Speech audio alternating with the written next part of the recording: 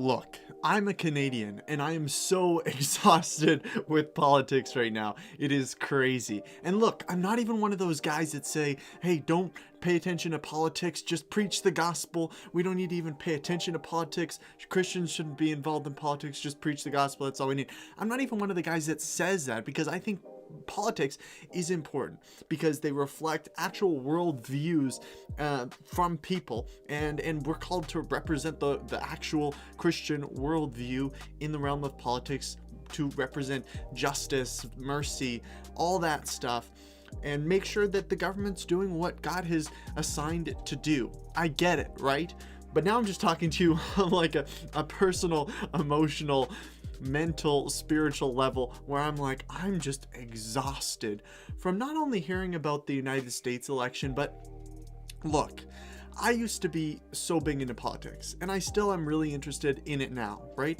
But as kind of a teenager, I was so hyped about it, right? And you get so excited about who your guy was, or seeing if he got elected and the policies and everything behind it. I'm not saying that's not important, but what I'm saying is that my mindset as I was approaching that was like placing my hope for the future of myself and the people around me in these people, right? In them enacting and doing the things that I want them to do.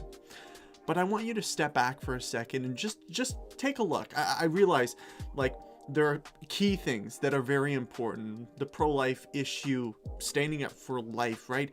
There are a lot of things that are really important, and I'm not minimizing those things. But what I'm saying is that so often we can put our whole emotional well-being into what happens on the TV, because in actuality, look, in the grand scheme of things, your life isn't changing that much, right? And I understand, look, there are important issues that are important, that we need to stand up for, that we need to fight for. I get it. But what I'm saying is that our hope is not in a particular politician to bring restoration to America or Canada. That's not what's going to happen. That's not what God has said. He's going to say, hey, well, I'm going to rise up a politician that's going to fix everything. No. He says, all authority on heaven and earth has been given to me, to Jesus. Jesus has all authority. And what does he call us to do? To make disciples. So we're not called to make, fans of celebrities, to make, converts for Trump or for Biden or for whoever. That's not what our mission is, right? We're calling people to the gospel. And what does the gospel mean, right? When people say, oh, preach the gospel, that kind of thing, it sometimes is like one facet of it, right? But when I'm talking about preach the gospel, I'm talking about consuming, reorienting, just like bomb to people's lives. When you get hit by the gospel bomb, okay, every aspect of your life should change, should orient around this new thing, this new way of life, this new worldview that then has outflowing into how you vote, into how you see government and how you see family and how you see church.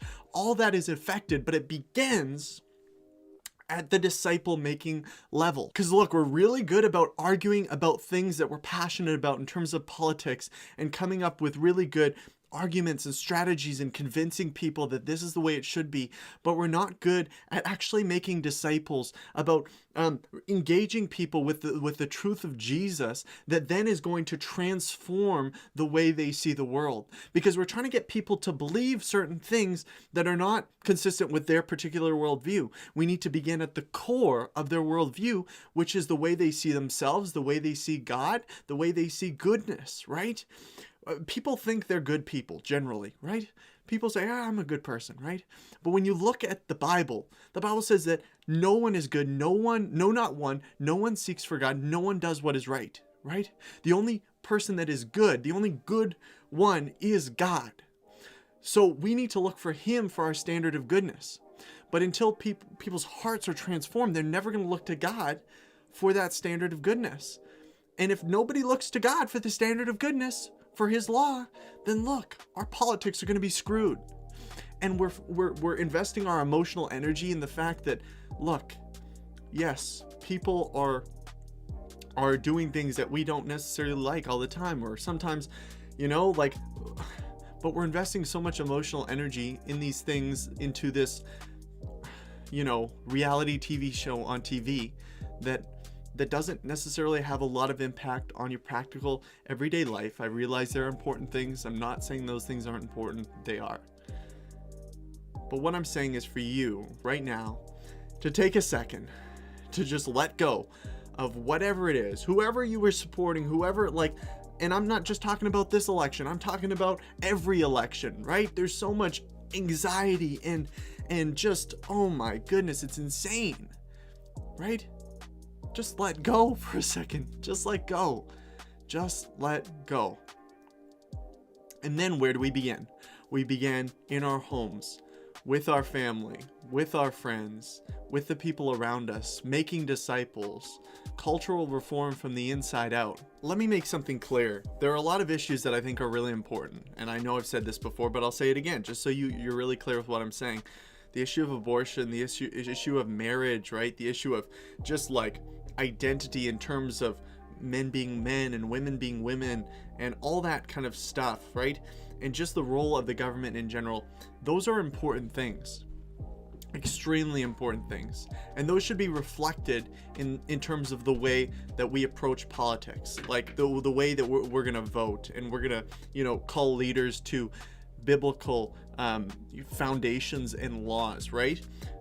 But for me, I can't change the world just with whatever, I can't do everything all the time. I can't just go out there and fix everybody's perspective on all this, right? But I can begin with the one person in my life who I'm having a conversation with every week, right? That's where we begin. I just think the next year, with the whole coronavirus thing, with the election stuff in the United States getting sorted out, with all just the disruption that is happening, I think in the next year, it's just going to be so important that we're all on the same page of this, that we're disciple makers, that through that, then we develop biblical worldviews, and that affects the way we approach government, church, family. That's the outflowing of it. That's the order. Let's get it. Let's do it. I'm tired of politics. Doesn't mean they're not important. But let's focus on making disciples where we are. That is our primary calling. And the outflowing of that is culture change. Thanks for watching, guys. I hope you have a great day, and I will see you tomorrow.